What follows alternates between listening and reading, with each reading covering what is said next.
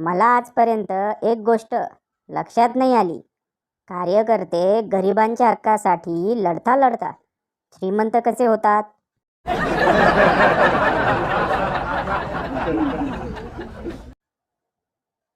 एका पुणेकराचा प्रश्न 11,500 कोटीचा घोटाळा होतो आणि बँकेला पत्ता लागत नाही. आमच्या खात्यातला मिनिमम बॅलन्स 1 रुपयानं जरी कमी झाला तरी बँकेचा लगेच मेसेज येतो. काय म्हणावं याला?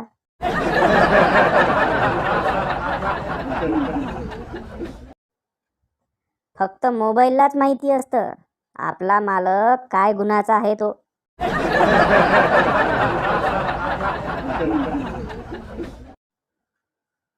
नाव बँक ऑफ महाराष्ट्र, मॅनेजर मात्र सगळे हिंदी भाषिकच, तेही उर्मट.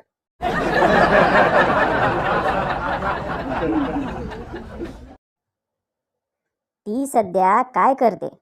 परवाच एका मित्राकडून समजले की ती सध्या शाळेत शिकवते आणि माझ्या नावाच्या मुलांना विनाकारण बडवून काढते.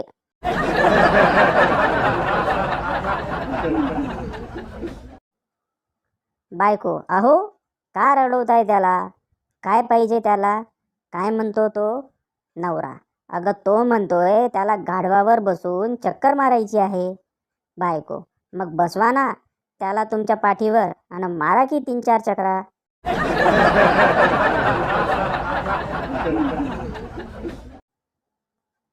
डॉक्टर, बाई हा थर्मामीटर 5 मिनटं तोंडात धरा.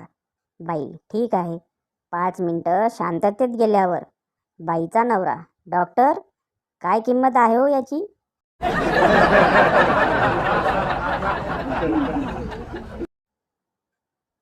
इंग्लिश माणूस आजीबाईला, व्हॉट इज युअर नेम?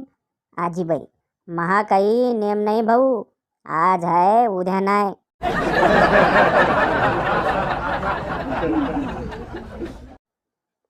पहिला मित्र, हाय.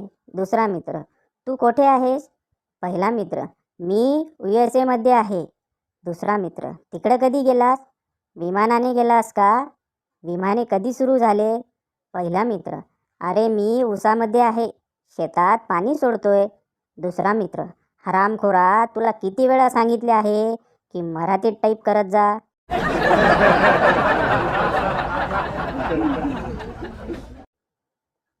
म्हात्रे पुलाजवळ माझी गाडी बंद पडली. मी खाली उतरून काय झालं ते बघत होतो, कारण सापडत नव्हतं. मागील गाडीवाला सतत हॉर्न वाजवत होता, किंबहुना तो हॉर्नवरून हात काढायला तयारच नव्हता. मी शांतपणे त्याच्याजवळ गेलो व भिजत भिजत म्हणालो, तुम्ही पाहता काय माझ्या गाडीला काय झालं ते? तोपर्यंत मी तुमच्या गाडीचा हॉर्न वाजवतो. त्या दिवशी मला पुण्याचे नागरिकत्व मिळाले.